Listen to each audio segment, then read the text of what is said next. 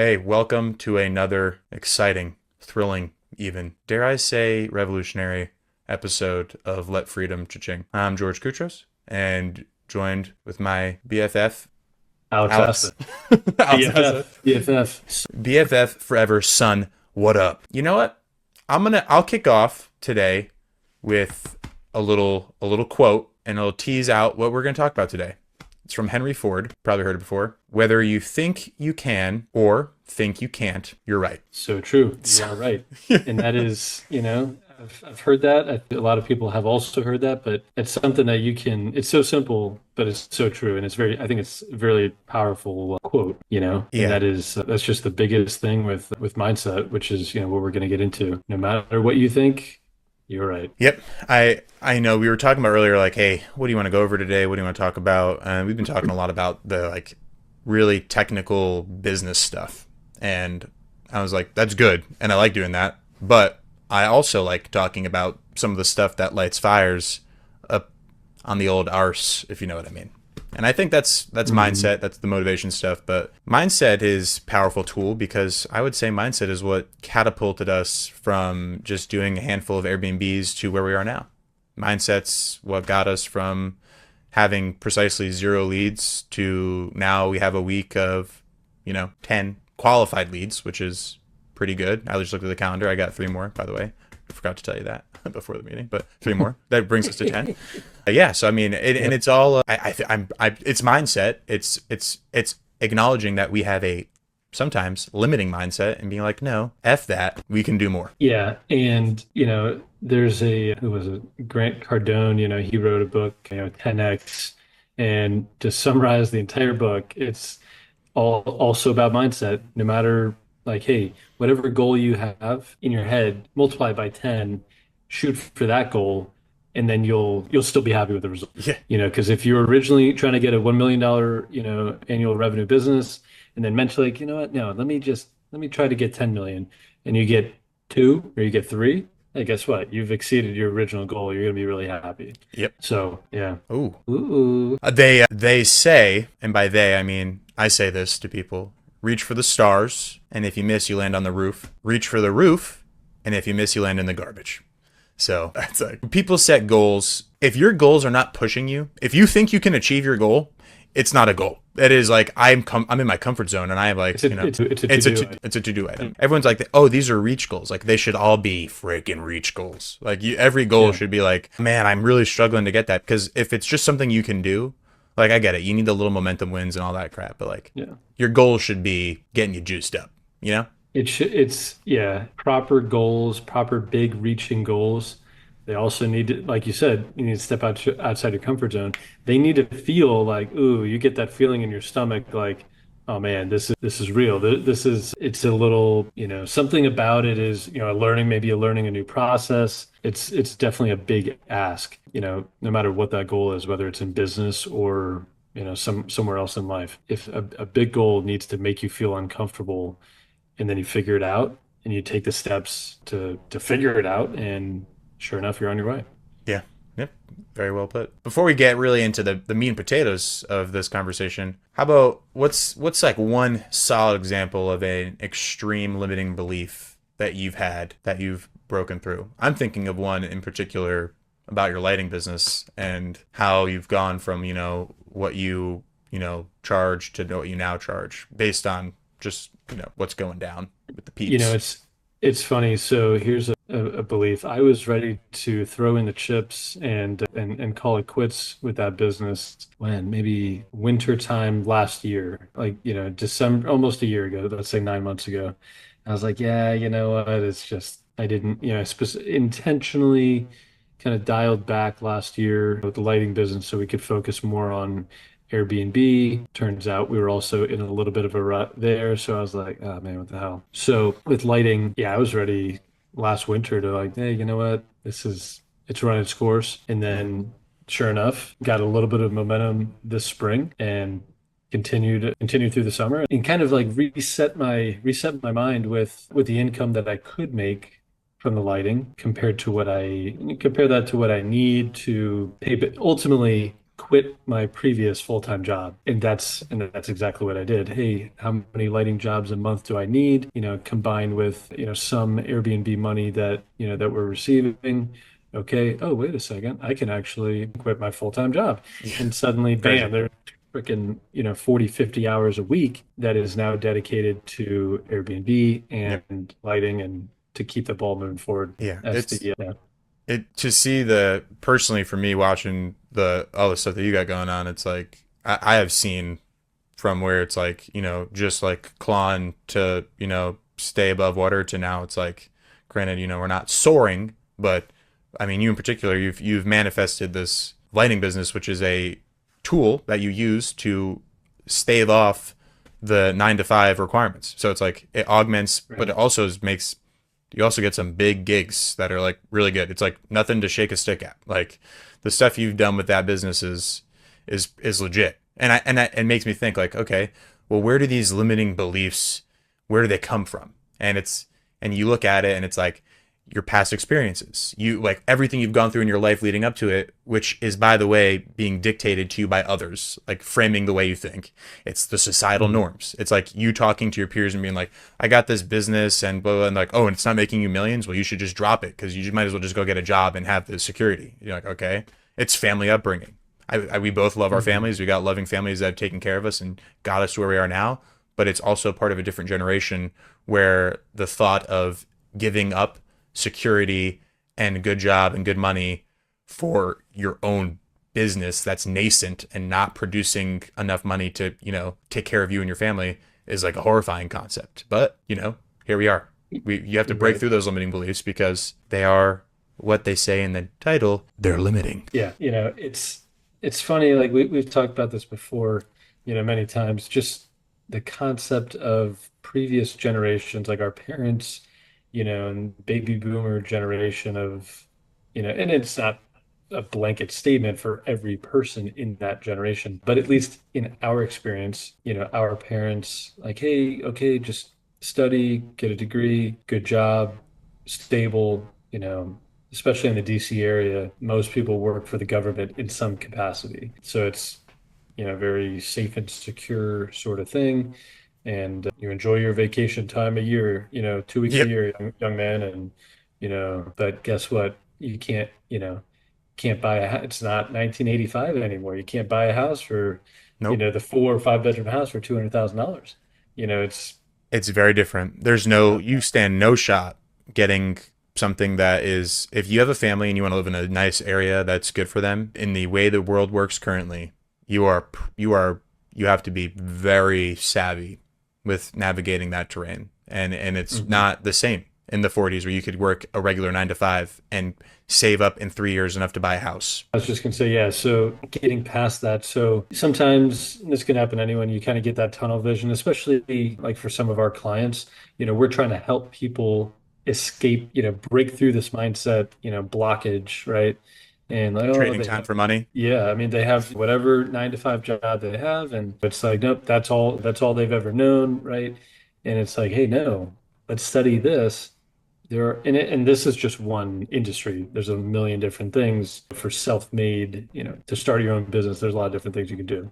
So for us, having the ability to help people kind of break through that, it's really fun. I think that's a Yeah. really rewarding thing. No, it's probably what I enjoy most, and I was just having this conversation with someone on the school community earlier today. I was telling you about is like talking about there being like, yeah, I just don't think there's a way that I can do this right now with the situation I'm in, and it's like we talked about earlier. It's like why I don't have enough time. Okay, Yes, yes, you okay, yeah, yeah, yes, you do, and do. also like how much time does it take? And then you look at through like, well, we can go through it scientifically. I'm not going to go through like we could talk about how you do have enough time and like how to do it, but like let's just break it down for you with facts. There a good example is like, yeah, I just to get their specific thing was their marketing.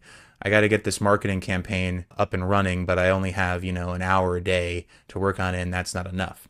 And I'm like, okay, how much time would you think you'd need to get the marketing campaign up and running? And like within the next, week. And they're like, wow, I need like 20 hours. I was like, okay. And what time do you go to bed? Go to bed at 10. What time do you wake up? I wake up at 6. I was like, okay, cool. So you have an hour. So that's 7 hours. go to bed at midnight, wake up at 6. There's another 14 hours, and there you go, 21 hours. That was it. That was it. And you, when you're in it, you don't realize it, but that's just like a one.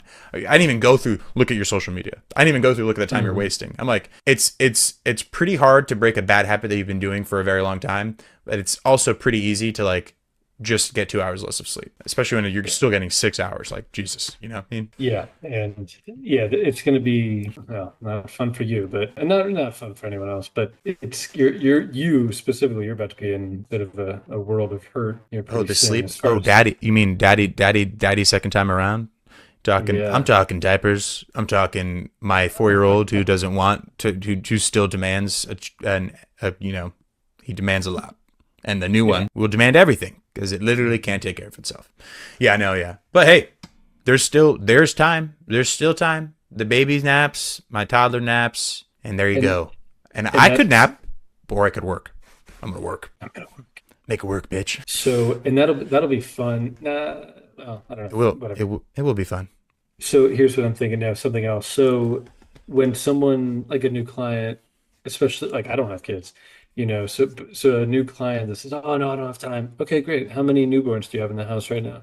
Oh, none. Yeah. Interesting. Okay. Oh, you're single? Oh, you're 21 and or live by Right. yourself and you don't have enough time because you're playing Right. video games? All right. Yeah, got it. I'm Check. gonna shatter those limiting mindsets so freaking hard. So yeah, I think time is the biggest thing. And like this is such a cool, fortunate time to be alive. Like in this like the age that we are in the year that it is, growing up with, iPhones, right? Yep. So having everything at our fingertips. I wonder, okay, and like we can get answers for anything immediately. Immediate response for any you can Google anything, right? Yep. And now eventually Oh, with you, AI, you won't even have to, there's whatever. So it'd be interesting, just a fun thing like, hey, what like let's say 40 years ago in the 80s, mid 80s, what were people complaining about? Oh, I don't have time. Well, how do you spend your time out? Like what were they doing? You know? 'Cause this is like history repeats itself. Like people will always complain about certain things. People will always do certain things and yeah. you know, You now in the modern day, and I'll say this right now, for people that are working a 9 to 5 and they feel trapped, like there's no way out. Before this era, if you wanted to do something on the side, I don't know. I literally don't know how people did it on the side. You had to like decide to go all in. Now you can do your job, come home, start an online business and work. right. You do your job, you wake up in the morning, you wake up at 5, you work from 5 to 9 on your side business. You go to work. You come home at 5, you work from 5 to 9 on your side business. Now you got a full work day, Mhm. both days. And it's like, yeah, that's a lot. That's a lot of time. You're right, it is. So sack up, and do it. But yeah, I think Alex, when I look and I look on our lives and I think, where does these limiting mindsets like what is the big thing? When have I noticed where I get pulled back down? And it almost always comes from the people closest to you and your friend groups and stuff like that. Because the sad part is when you are going through these changes, these big changes, where you're carving out a new lifestyle, you're in this weird period where you don't quite have the money and the stature of the people that you're aspiring to be, and you don't have the network of the people you want to be around, but you also are still changing all the behaviors and are drastically different from all the people Mhm. that you used to hang around with. And then you have to start saying no to things like, no, I'm not going out to the bars, no, whatever. And your friends are like angry, and they're like, why? People wonder like, why are my friends not supportive of me on this journey? And they'll say it's jealousy because they're not doing it and all this other stuff. But what it really is they're sad because their friend is dying. The friend that they know is dying, and this new thing is coming in its place, and that person is not the same. That person doesn't come out Right. for beers. That person doesn't go waste, a whole day. It doesn't, you insert any activity, right? Like I Right. think Right. I like playing golf, and I know in the future I'll play golf. But right now I can't play golf multiple times a week. That's so much time I can't afford it. And I used to do that. And it'd be like my friends that play golf with me are like, come on, let's go out play golf. I'm like, no. And it upsets them because it's like you're a flake, you're not doing anything. It's like you gotta sacrifice the pleasures of today for the dreams of tomorrow. I'm sorry, I'm done with that. I got passionate about it because I just had this kind of a Yeah, yeah, and I think, kind of my view is similar, but there's got to be a balance as well.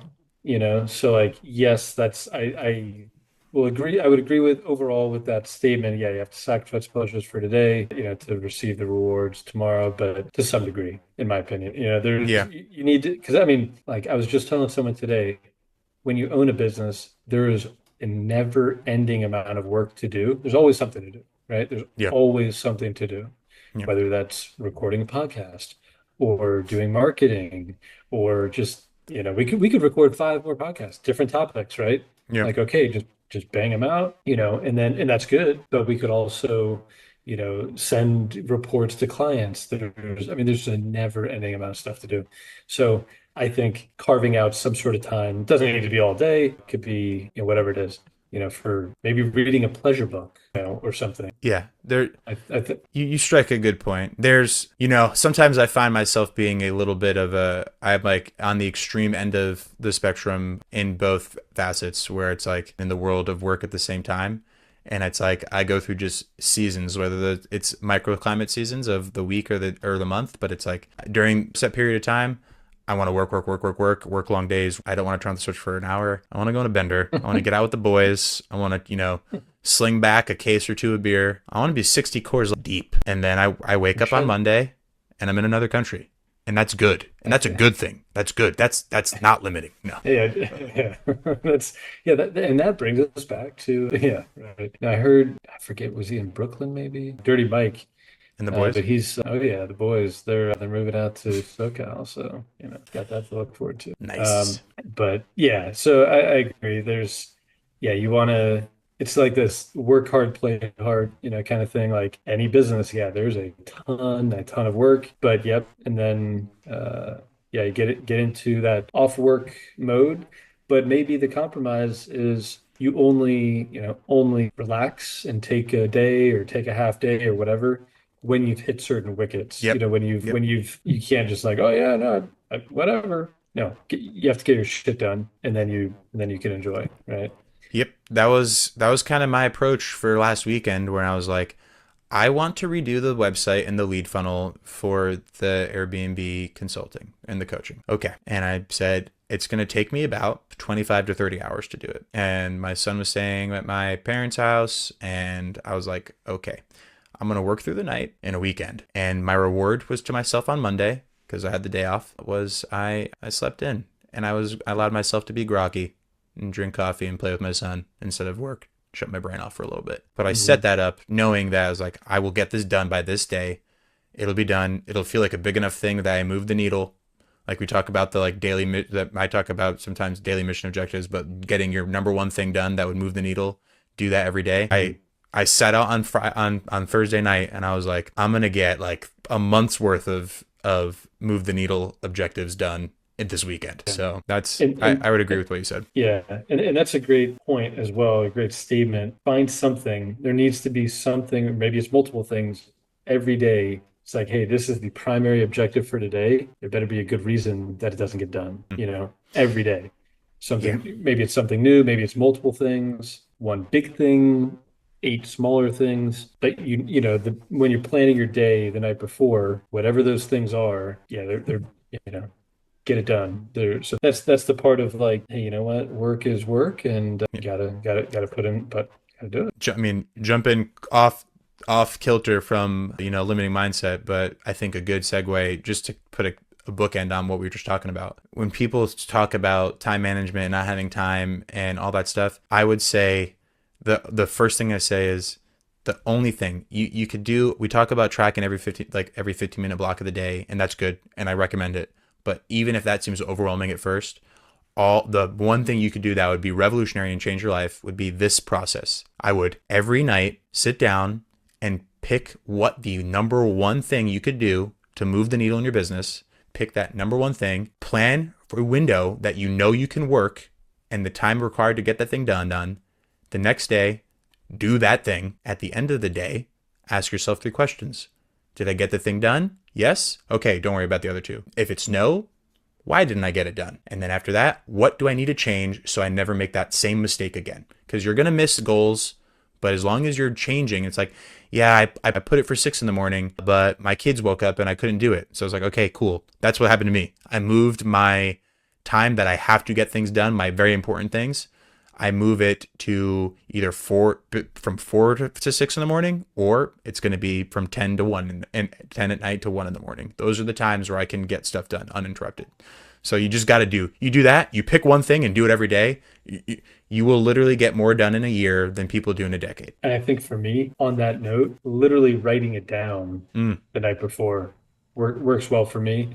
Because if, and same with any task, for me anyway, you can, I mean, we also have, online tools as well for task tracking and things. But if you don't write it down and you have it just in your head, especially with a bunch of different things like any business owner has, there's a million things going on.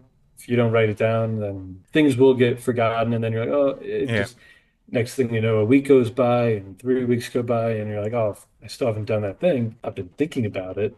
Yeah. Haven't, whatever. No, I actually did a whole video, like a pretty long video, like 40 minutes on time management and systems and like the basic, like starting from the basics, which is like you said, have a notebook, write down the things you need to get done, have a repository for that. At the end of the day, bin it out to how you're going to get it done, all the way to using software and tools and like stuff like Monday. So I'll drop a link to that video in the description here in case people are interested. Yeah. And then, reach out in the comments if you have any other further questions, and we can address that. We can address it later in another video or get back to you guys. Yeah.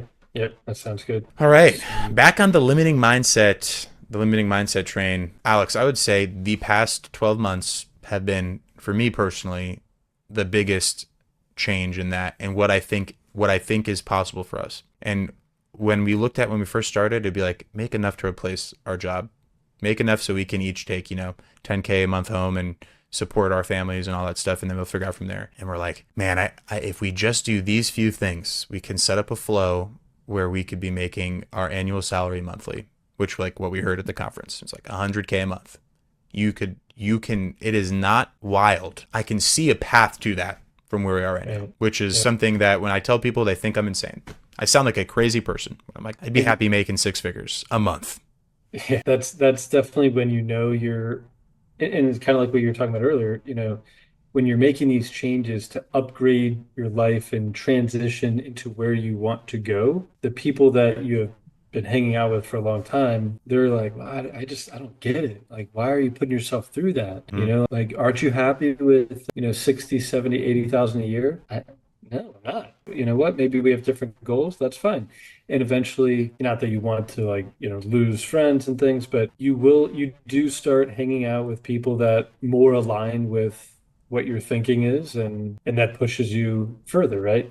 That whole thing of, you don't want to be the smartest person in your friend group. You don't want to be, the top of, in whatever that group is, right? Yep. So you can learn from others and keep pushing yourself. It's pretty wild, to think about, monthly income exceeding, a previous, annual income, right? Yeah. You got to get to that point where you measure your income not by annual, but by monthly. That's yes. Cannot wait to get to that point. Yeah. And honestly, I think we're not far. No, even with the business now. I mean, we're not. If you remove some of the debt, if you look at the debt, it's like, and we could actually look at what we're actually bringing in a month. They're like, okay, we're earning, we're making 50K revenue a month, and that's good. Right. But we have our responsibilities. Yeah. Yes. Exactly. So currently, yes, there's a lot of different things where that money goes, and not 100% of it is not going to us. So, but yes, you could even already start measuring, the business revenue monthly, right? And I think, so no, yeah, I would encourage the listeners to think about, what you believe are your limiting mindsets. And it's a good exercise to sit down and put pen to paper what you think your constraints are. Because, like we started off with the quote at the beginning of this, if you think you can or you think you can't, you're right. So it's like, think about what you're telling yourself and reinforcing every day in your mind. All the things that you tell yourself, I can't do this because of this. I have to do this because of this. This is how it is. This is just how it is. And understand that there are people that started off at a worse point in life than you that have gotten 10 times better than where you are right now. And understand that that's a thing, and understand that you can do that.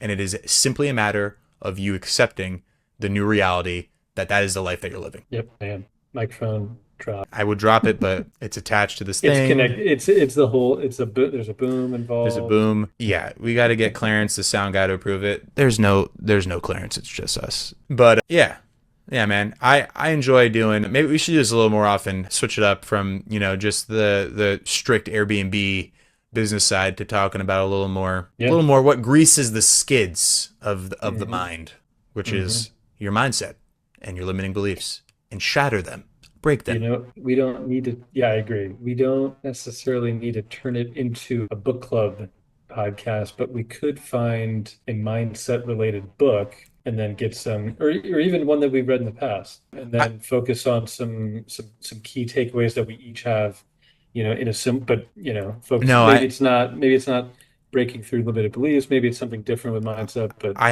have one that I want to tell you about. And basically when I read books, I read a business book and then I read like a what I think is a fun book, like a philosophy book or something like that. The one I'm going to read next up on the docket is called The Courage to be Disliked. It is definitely a limiting belief mindset book. You should definitely read it. My buddy just gave me the cliff notes on it and I'm like, yes. So I bought it. I'm going to take it with me to the hospital when Kate's delivering the baby. I'm going to do some hospital reading. I'll come back when I'm done with that and we can talk to that. yeah, that sounds good. Now I'm imagining she's giving birth and you're trying to give her some pep talk. Holding the book open.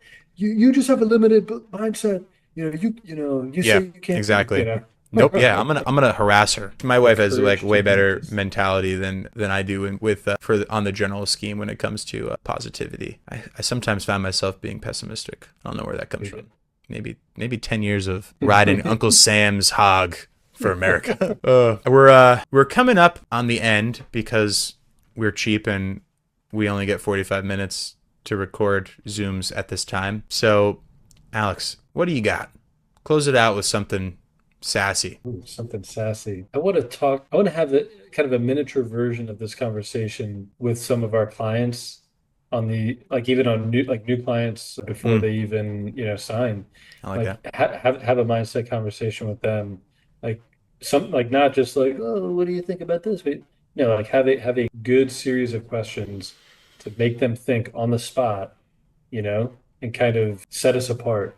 I think that could be good. But like having a mindset conversation with them instead of, oh, what are your, I mean, there's a lot of other important questions we're asking. What are your goals? What do you want to do? How much, money, units, different Yeah. things, Yep. No, specific things, but also maybe working into the conversation, like in a key way, some specific mindset stuff. That's what I'd like to do.